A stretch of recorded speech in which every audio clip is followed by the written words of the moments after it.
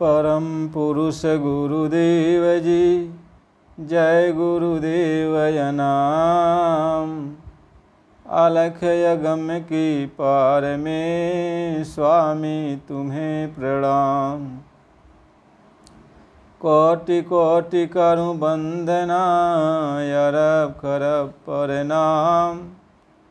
चरण कमल बिसरू नहीं, जय गुरुदेव नाम। ये मानव शरीर है।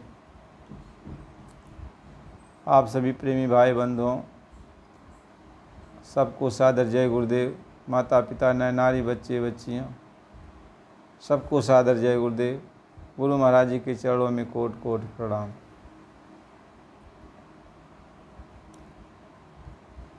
ई शरीरिया राउर, ई शरीरिया राउर, और माटी के मकान बनल बाई।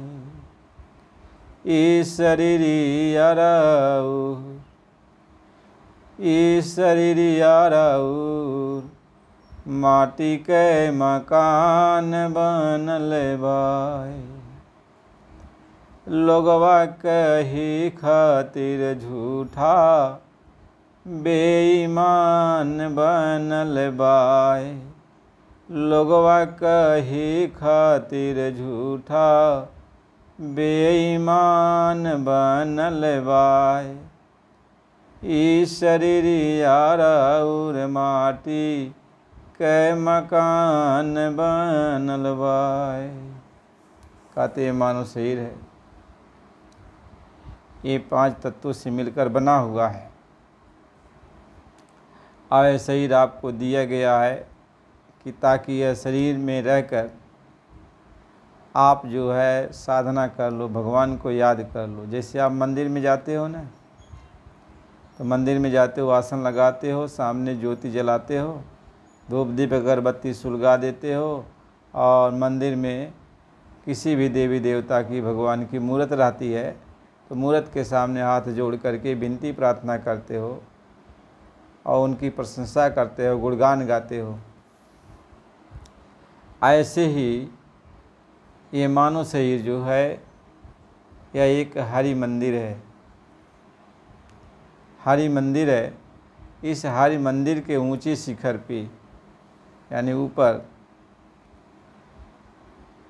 ऊपरी शिखर पर इसमें ज्योति जल रही है। इसमें ज्योति जल रही है। कहीं जागत ज्योति और जपै निस्बासर, कहते हैं अंदर में वो ज्योति जल रही है।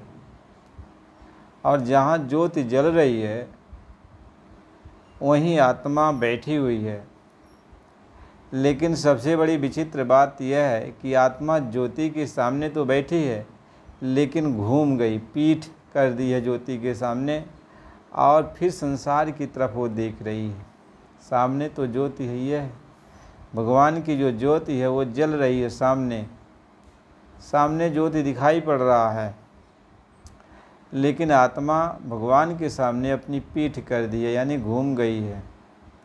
और आत्मा 9 दरवाज़ों के जरिए नीचे की तरफ पूरे संसार को देखती है, संसार को देखती है। और ये मानव शरीर हमें इसीलिए दिया गया कि जन्म जन्म से तू भगवान के प्रति तू अपनी पीठ की हुई है और भगवान की तरफ अपना मुखड़ा नहीं करती। भगवान की तरफ तुम अपना मुख नहीं करती, और मुख करती तो भगवान का दर्शन हो जाता। बस तुम्हें अपनी जगह पर घूमना ही तो है। आत्मा को अपनी जगह पर घूमना ही है, और कुछ करना नहीं है।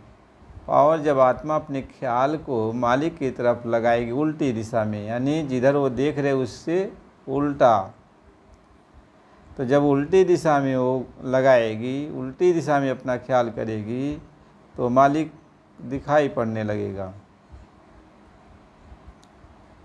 हरि का मिलना, भगवान का मिलना बहुत कठिन काम नहीं है। कठिन काम तो सबसे ये है कि अपनी तवज्जो को जो दुनिया में, संसार में सारा ख्याल तुम लगाई हो, उसी को घुमा देना है। अभी आपका काम है। अब इस चीज़ को आप चाहे जप से करो, चाहे तप से करो, चाहे पूजा पाठ से करो, चाहे हवन से करो, चाहे यज्ञ से करो, चाहे माला लेकर सुमिरन से करो, चाहे जैसे करो, ये आपका काम है। महात्मा आते हैं तो आपको बता देते हैं कि भगवान वहाँ पे है, आत्मा की बैठक जहाँ पे है उसके सामने भगवान है। तो भगवान का दर्शन तुम्हें करना है तो तुम्हें घूमना पड़ेगा। अब तुम्हें घूमना पड़ेगा, यानी बाहर के ख्याल को सिमटा कर शरीर के अंदर ले आओ और शरीर के पैर के तलवों से लेके सिमटाव अपना करो। ख्याल ऊपर उठाते हुए आप जो है जहाँ पे आत्मा की बैठक है, तीसरा तिल जिसको कहते हैं, नुक्ता सवीदा कहते हैं, उद्धव गीत कहते हैं, उसको उस स्थान को विदेही नगरी कहते हैं, जनकपुरी कहते हैं। उस स्थान पर आ जाओ। उस स्थान पर जब तुम आ जाओ तो जब जैसे तुम्हारा ख्याल आ जाएगा तो जैसे ख्याल पहुँचेगा वैसे आत्मा घूम गई। यानी ये ख्याल ही है जो आत्मा को घुमा करके संसार की तरफ लेके गया है, और जैसे ये ख्याल ऊपर की तरफ आएगा तो आत्मा घूम जाएगी, और घूम जाएगी तो सामने परमात्मा की ज्योति जल रही है। परमात्मा की ज्योति जल रही है, आत्मा के ठीक सामने परमात्मा की ज्योति दिखाई पड़ने लगती है।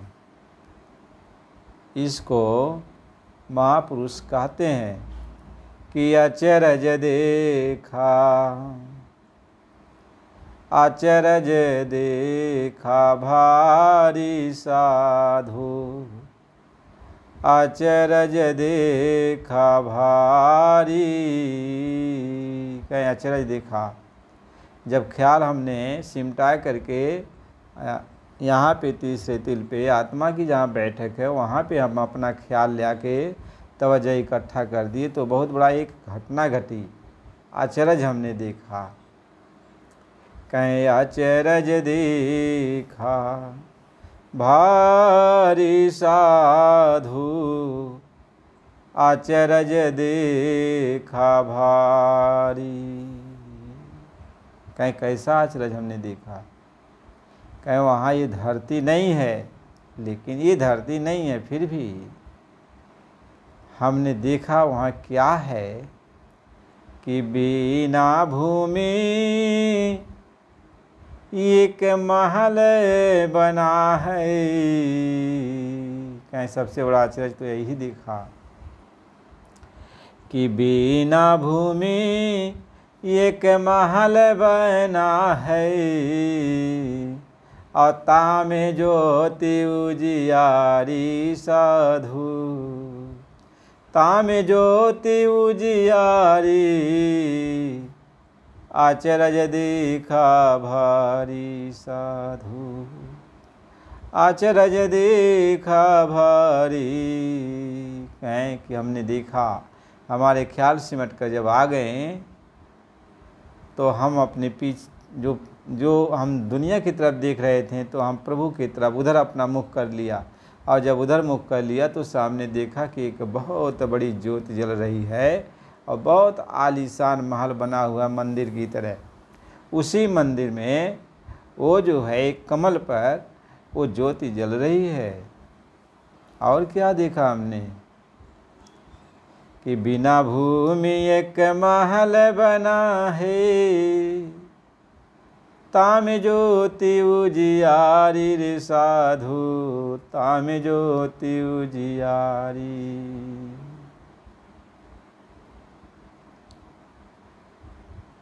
कहते हैं वहाँ ज्योति हमने देखा, और पूरा संसार उस ज्योति से उजाला हो रहा है। वह ज्योति का प्रकाश इतना तेज है कि तीनों लोक में, सारे ब्रह्मांडों में उसी के प्रकाश से उजाला हो रहा है। सब कोई उसी से प्रकाशित हैं, सभी उसी से प्रकाशित हैं। कहीं और क्या देखा हमने कि बिना ताल मृदंग बाजे, और बिना ताल मृदंग बाजे, और घंटा शंख नगारी रे, अचरज देखा भारी साधु, अचरज देखा भारी रे। कहे वहाँ कोई दोनों हाथ से करताल नहीं बजा रहा, लेकिन करताल बजने की आवाज़ हो रही है। वहाँ कोई घंटा दिखाई नहीं पड़ रहा, लेकिन घंटा बज रहा है। वहाँ कोई शंख नहीं बजा रहा, लेकिन शंख अपने आप बज रहा है। वहाँ कोई जो है मृदंग नहीं बजा रहा, लेकिन मृदंग बज रहा है। नगाड़ा बज रहा है, यानी सारी ध्वनियाँ हमको सुनाई पड़ने लगी। कि बिना ताल पखावज बाजे, और घंटा शंख नगारी रे, और बहिरा सुनी सुनी मस्त होत है, तन की सुधि बिसारी रे, अचरज देखा भारी साधु, अचरज देखा भारी रे। कहे वहाँ पे हमने देखा कि हमने तो बाहर के कान को बंद कर दिया था ताकि बाहर की कोई आवाज़ नहीं आवे, लेकिन तो बाहर से तो हम बहिरे बन गए न, लेकिन अंदर में सब कुछ सुनाई पड़ने लगा और सब दिखाई पड़ने लगा, सब दिखाई पड़ने लगा। महात्मा ये समझाते हैं। इस तरह से हमने अंदर में उस ज्योति स्वरूप भगवान का दर्शन किया। आज जब ज्योति का दर्शन किया तो अब हमारे जो फतिंगे हैं, कीड़े मकोड़े जो हैं, नहीं फतिंगे, जैसे काम है, क्रोध है, लोभ है, मोह है, अहंकार है, जो छोटे छोटे कीड़े हैं, फतिंगे हैं, जब हम ज्योति की तरफ गए तो फतिंगे भी मेरे पास थे। ये काम क्रोध लोभ मोह अहंकार ये मेरा साथ तो छोड़ नहीं रही थी, लेकिन जब सामने ज्योति दिखाई पड़ी और हम ज्योति का दर्शन करने लगे तो ये फतिंगे ज्योति की तरफ जाने लगे। कैसे होता है, यहाँ दीपक जला दिया जाए तो छोटे छोटे कीड़े जा कर के फतिंगे और उस ज्योति पे जल कर अपना रखना पखना जला देते हैं और मर जाते हैं। ऐसे ही जब ज्योति का दर्शन हुआ तो ये काम क्रोध लोभ मोह अहंकार विकार अब ज्योति के पास जाने लगे, उस रोशनी की तरफ जाने लगे। तो जब रोशनी की तरफ जाने लगे तो इनका पखना वखना जल गया, कट गया और सब मूर्छित होकर के गिर पड़े। यानी अब काम क्रोध लोभ मोह अहंकार सब शांत हो गए। अब ये शांत हो गए काम क्रोध लोभ मोह अहंकार। ये पांचों दुश्मन जो थे भट्ट नागर थे, जो बड़े बड़े भट्ट कहलाते थे, ये अब मूर्छित हो गए। महात्मा इस चीज़ को समझा। अब जब ये मूर्छित हो गए तो आत्मा जो है अब जो है ज्योति के करीब में जाने लगी, क्योंकि अब रुकावट तो है नहीं। ये रोड़ा देने वाले ये लोग तो अपने मूर्छित होकर पड़े हुए हैं। अब रुकावट नहीं है, केवल मन आत्मा के साथ चल रहा है। मन बुद्धि चित्त है, मन बुद्धि चित्त अहंकार ये आत्मा के साथ चल रहे हैं, ये शीतल हो गए हैं और उस ज्योति को पकड़ करके, ज्योति में ये मन बुद्धि चित्त अहंकार ज्योति को पकड़ के उस पर चढ़ रहे हैं,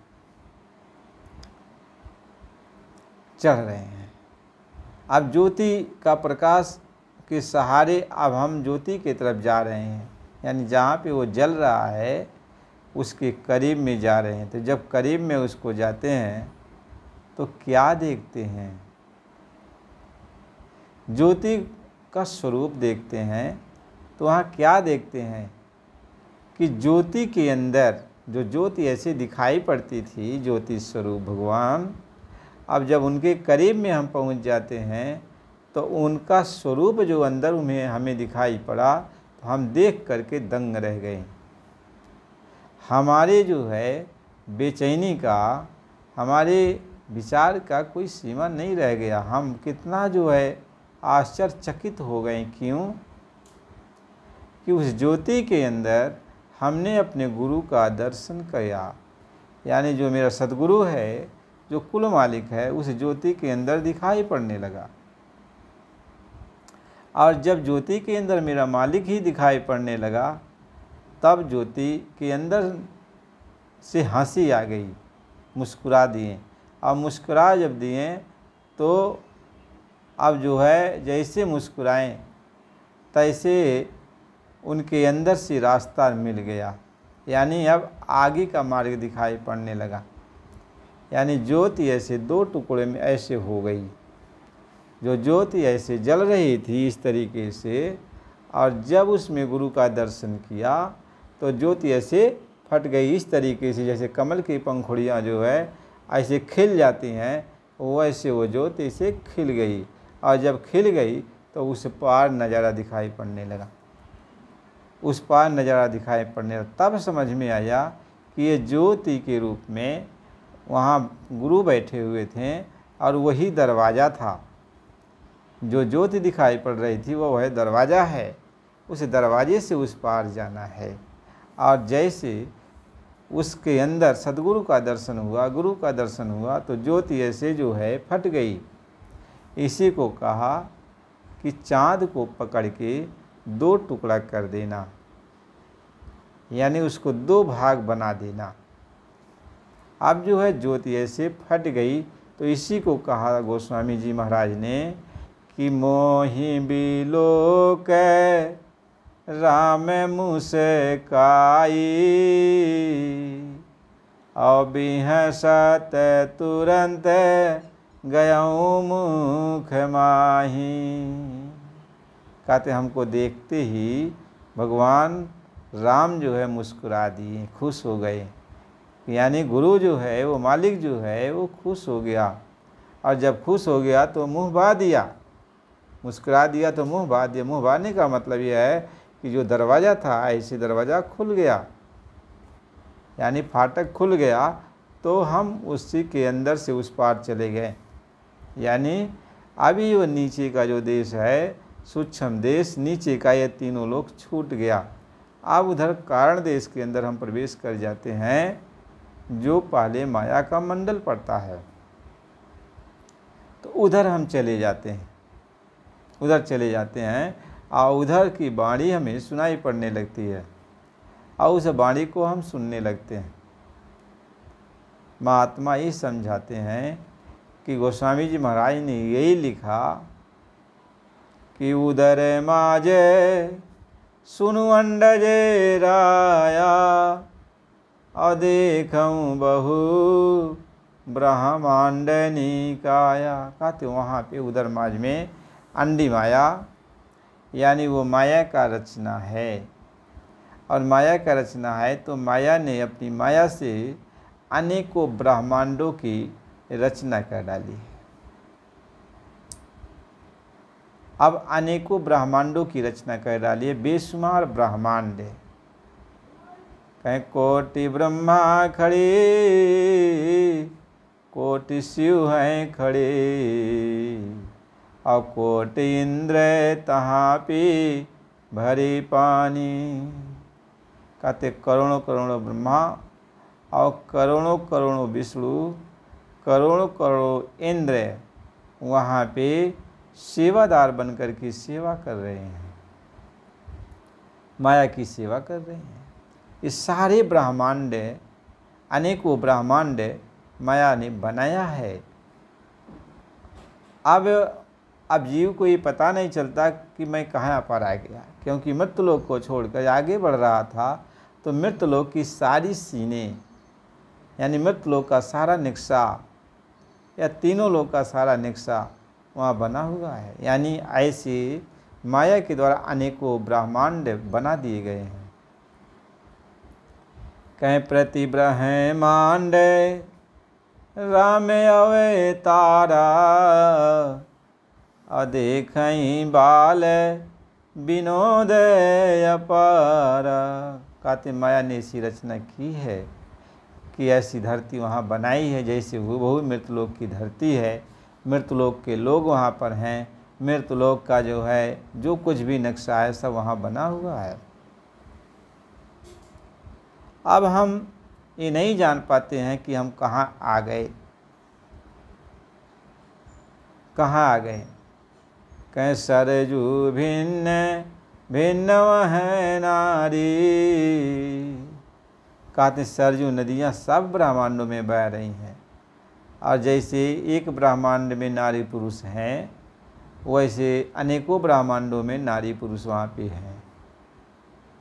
अब वो इस तरीके से समझा रहे हैं, बता रहे हैं। कहीं कोटि नदी गए पाल जमे काला, और कोटिन भूधर भूमि विशाला। कहीं करोड़ों करोड़ों दिक्पाल वहाँ हर ब्रह्मांडों में बैठे हुए हैं, करोड़ों करोड़ों जमकाला बैठे हुए हैं, करोड़ों करोड़ों धरतियाँ, हर ब्रह्मांडों में धरती ये बनी हुई है। महात्मा ये समझाते हैं इस तरीके से जब आप साधना करके उधर चले तो माया का ये विचित्र लोक है, माया का ये बहुत बड़ा लोक है। उस लोक में अनेकों ऐसे ब्रह्मांड हैं, अनेकों ब्रह्मांड, बेशुमार ब्रह्मांड हैं, और सभी ब्रह्मांडों में भगवान राम की लीला हो रही है। हर ब्रह्मांडों में भगवान ये लीला अपना कर रहे हैं। हर ब्रह्मांडों में भगवान का जन्म होता है, वनवास होता है, राम रावण का संग्राम होता है, सीता का हरण होता है, फिर सीता जो है अयोध्यापुरी में वापिस आती हैं, फिर सीता को वनवास दिया जाता है, फिर सीता वापिस आती हैं, फिर वो जो है धरती में समा जाती हैं। ऐसे हर ब्रह्मांडों में ये चल रहा है। एक गोस्वामी जी महाराज कहते हैं कि मैंने ये सब देखा, मैंने ये सब देखा। महात्मा ये समझाते ऐसे ही कहते हैं हर ब्रह्मांडों का सफ़र किया, जितना समय 2.5 घंटा 2 घंटा जितना समय हमारी आत्मा निकल के उधर गई थी उतने समय में हमने बहुत कुछ देखा। कहीं जो नहीं देखा नहीं सुना, और जो मनहु न समाय, सोई सोई अद्भुत देखई, बरनी कवन विधि जाय। कहते जो कभी देखा नहीं, कभी सुना नहीं, वो सब दिखाई पड़ने लगा। वहाँ सब कुछ हमने देखा, हमने वहाँ पर सब कुछ देखा। महात्मा इसी बात को समझा रहे हैं कि हम पहले पड़ाव को पार करके दूसरे पड़ाव के निचले हिस्से पर यानी माया के लोक में हम पहुंच चुके हैं। अब माया का लोक में पहुंच गए तो माया के लोकों में सारे ब्रह्मांड तो हमें दिखाई पड़ने लगे। अब इस ब्रह्मांड को देखते हुए हम थोड़ा आगे जब बढ़ते हैं तो माया का जो ऐसा विचित्र लोक है कि जिसमें सारी, पुरुष का तो नाम ही नहीं है, सारी स्त्रियां हैं, स्त्रियां वहाँ हमें नज़र आती हैं, और सब हाथ में जयमाला लिए तुम्हारा इंतज़ार करती हैं, और जैसे तुम्हारे सामने वो आती हैं तुम्हारे गले में फूलों की माला को डाल देती हैं, और जैसे तुम्हारे गले में फूलों की माला पड़ती है तुम उनके मुरीद बन जाते हो। अब वो कितना जुग योजन नीचे आपको लेके चली जाती हैं, कभी दाएं की तरफ लाखों करोड़ों योजन, कभी बाएं की तरफ, ऐसे वो अंदर में अपना सफ़र कराने लगती हैं और आप अपने सही मार्ग से भटक जाते हो। अब आपका जो मार्ग है आगे आप जा नहीं सकते। इस तरीके से लोग जब वहाँ पहुँचते हैं तो वहाँ पे जो है ठग लिए जाते हैं। इसलिए संत सद्गुरु ये कहते कि बच्चा जो अंतर का मार्ग है यह जोखिम से कम नहीं है, बहुत बड़ा जोखिम का मार्ग है। इसमें तुम अकेले मत जाना, क्योंकि जो देखा हुआ इस मार्ग से आया गया हुआ है, यदि वो नहीं मिलेगा, वो नहीं साथ चलेगा तो फिर आप कहीं न कहीं लूट लिए जाओगे, क्योंकि यह ठगों का देश है। कहीं मुसाफिर रहना तुम होशियार। कहे मुसाफिर रहना तुम होशियार, ठगों ने आन बिछाई जा। जमा तब जमा सब तेरी लेंगे छीन, तुझे वो करेंगे बहुत दिन। तुम्हें बहुत दीन बना देंगे, गरीब बना देंगे, तुम्हारी सारी पूंजी को लूट लेंगे।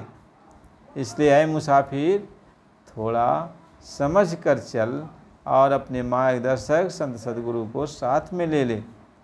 बिना उनको साथ में लिए, बिना उनकी रहनुमाई में तू अकेले मत जाना,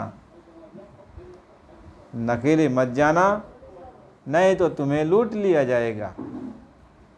तो महात्मा इस बात को समझाते हैं। इसलिए प्रेमी भाई बहनों, सत्संग की बड़ी ज़रूरत है और सत्संग को सुनना चाहिए। हमारे नए प्रेमी हैं, यदि वो सत्संग को सुन रहे हैं तो चैनल को लाइक सब्सक्राइब कर दो, ताकि आपके पास जब जब ये वीडियो जाए तो आपके पास पहुँचे, आप उसको सुनो। और बराबर यानी पूरा सत्संग सुनना चाहिए। अधूरा सत्संग बहुत खतरनाक होता है। क्यों कि अधूरा यदि आपको कोई ज्ञान मिल जाए तो उस ज्ञान को आप पूरा समझ लेते हो और उसी के मुताबिक जब चलने लगते हो तो आप फंस जाते हो। इसलिए पूरा ज्ञान सुनना चाहिए, यानी पूरी बात सुनना चाहिए। जब पूरी बात आप सुनोगे तभी समझ में आता है। महात्मा इसी बात को समझाते हैं। इसीलिए मानव तन आपको जो मिला है, इसमें जो है 5 ज्ञानेंद्रियाँ हैं और 5 कर्मेंद्रियाँ हैं और 4 अंतःकरण यानी अंदर की इंद्रिय, मन बुद्धि चित्त अहंकार, ये 14 होता है मिला करके, ये 14 होता है। यही जो है 14 को साधना होता है, यानी मन को साधना, बुद्धि को साधना, चित्त अहंकार को साधना और 5 कर्मेंद्रियों को साधना, 5 ज्ञानेंद्रियों को साधना। यही जो है साधना ही 14 वर्ष का वनवास कहा जाता है। कि अब ये जीव गुरु प्राप्त कर लिया है, तब इसको अब साधना है, यानी अब ये अपने आप को साधेगा। काम क्रोध लोभ मोह अहंकार विकारों से, ज्ञानेंद्रियों से, कर्मेंद्रियों से सबको साधेगा। अब यही है साधना। महात्मा इसी को समझाते हैं कि अभी साधना की विधि है। तो जब हमें साधना मिल गई, यानी अब इसी को 5 ज्ञानेंद्रियों को, 5 कर्मेंद्रियों को और मन बुद्धि चित्त अहंकार को हमें साधना है, साधना है। हमें कहीं और जगह भटकने की ज़रूरत नहीं है। वैसे घूमने टहलने के लिए या जंगलों में जाओ, पहाड़ों पर जाओ, मूर्ति जहाँ भी देवी देवताओं का मूर्ति बना है, देशाटन बना है, सब लोग देशाटन करने के लिए जाते हैं, गंगा जमुना में स्नान कर, मिनहाई कहीं नहीं है। आप सब जगह जाके देखो और सुनो। देखे सुने रहोगे, अनुभव रहेगा, तब तो कहोगे हाँ वास्तव में कहीं पर भी जाने पर कोई चीज़ का अनुभव नहीं होता, परमात्मा का अनुभव नहीं होता। तब ये कहोगे हाँ भैया हमने तो देखा, सही है। बड़ी परिश्रम करके सब लोग सब जगह जाते हैं तो अनुभव हो जाता है। तो महात्मा इसी बात को समझाते हैं। तो आप 5 ज्ञानेंद्रियाँ और 5 कर्मेंद्रियों का जब आप साधना करोगे, यानी अडोल अवस्था, और मन बुद्धि चित्त अहंकार को अडोल कर दो, स्थिर कर दोगे, तो यही है उनका वनवास। वनवास का मतलब इनकी तरफ से ख्याल हटा दिया। जब इनकी तरफ से ख्याल हटा दिया तो कहें तन स्थिर हो गया, फिर मन स्थिर हो गया, फिर वचन स्थिर हो गया, फिर सूरत आत्मा की सुनने की ताकत और निरत आत्मा की देखने की ताकत, ये सब अपनी जगह पर स्थिर हो गए। अब स्थिर हो गए और आपके सामने वो ज्योति स्वरूप भगवान नजर आने लगा। जब उसमें आपने ख्याल लगाया तो देखा कि आपका मालिक सतपुरुष वह उसमें बैठा हुआ है। और वह जब मिल गया तो आत्मा बड़ी प्रभावित हुई, आत्मा बड़ी खुशहाली हुई, आत्मा के अंदर बहुत प्रसन्नता आई कि हमारा प्रभु हमको दर्शन दे दिया। तो यही 14 वर्ष का वनवास, यानी अब हम वनवास ले लिए, नामदान ले लिया, तो अभी इनको अब साधना करो। और साधना करके यानी अब आप जंगल की तरफ चल रहे हो। ऊपर जंगल ही तो है, यानी इस जंगल को या दुनिया का राजभोग छोड़ करके, राजपाट छोड़ करके अब हम जंगल की तरफ चल रहे हैं अकेले। ये तीन क्यों जंगल में जाते हैं? एक राम और एक लक्ष्मण और एक सीता मैया, ये तीनों जंगल में इसीलिए जाते हैं वनवास में कि राम तो मन है, राम तो मन है, राम को मन कहते हैं। जो चित्त वो लक्ष्मण है, यानी चित्त जो है ख्याल करता, ध्यान लगाता है। मन जो है चित्त से ध्यान लगाता है। और ये सूरत, ये सीता है। ये जो सूरत है ये सीता है, यानी मन चित्त के द्वारा उस शब्द को पकड़ता है और ये आत्मा सबके पीछे पीछे, पहले यही लोग आगे आगे चलते हैं तो आत्मा इनके पीछे पीछे चलती है, इनके पीछे पीछे चलती है। महात्मा इसी बात को समझा रहे हैं कि मन के पीछे पीछे ये आत्मा लगी रहती है, फिर यह सूरत का ध्यान कहीं भटकने पर न पावे, इसलिए इसके पीछे चित्त यानी लक्ष्मण लगे रहते हैं। महात्मा इसी बात को समझा रहे हैं। अब हमारी साधना प्रारंभ होती है। अब हम गुरु को अरदास करते हैं, प्रार्थना करते हैं, विनती करते हैं कि गुरु की कृपा हो जाए तो हम जो है अब साधना करें, यानी जंगल की तरफ चलें। जंगल की तरफ जब हम चलते हैं तो पहले यानी अपने स्थान पर जब आ गए तो अब पहले जो है हमें सरजू नदी मिलती है। सरजू नदी, सरजू नदी का मतलब ये होता है गंगा की धारा, जो अंदर में अनहद शब्द के रूप में वो बह रही है। तो ये गंगा की धारा हमको मिलती है, इसको सरजू नदी कहते हैं। अब इस सरजू नदी को हमें पार करना है, यानी इस अनहद शब्द से हमें ऊपर उठना है। तो हमें कौन उठाएगा? केवट यानी मल्लाह, जो नाम लेके आया है वही इस शब्द से हमको निकालेगा। तो सदगुरु केवट का काम करते हैं और नाम की जहाज लेके आते हैं। तो नाम की जहाज पे इस आत्मा को बैठा कर स्वयं उसको खेते हैं।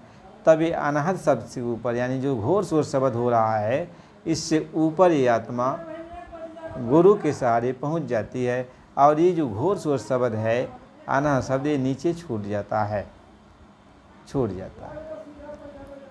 महात्मा इसी बात को समझाते हैं। तब ये छूट जाता है तो आत्मा जो है अपने घर का, अपने धूर का, यानी जो शब्द है, जो मालिक है, वह शब्द सामने दिखाई पड़ता है, सामने लटका हुआ है।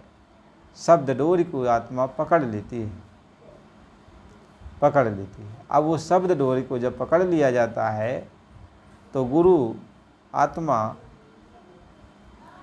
और ये मन, ये सभी एक साथ ऊपर चढ़ने लगते हैं।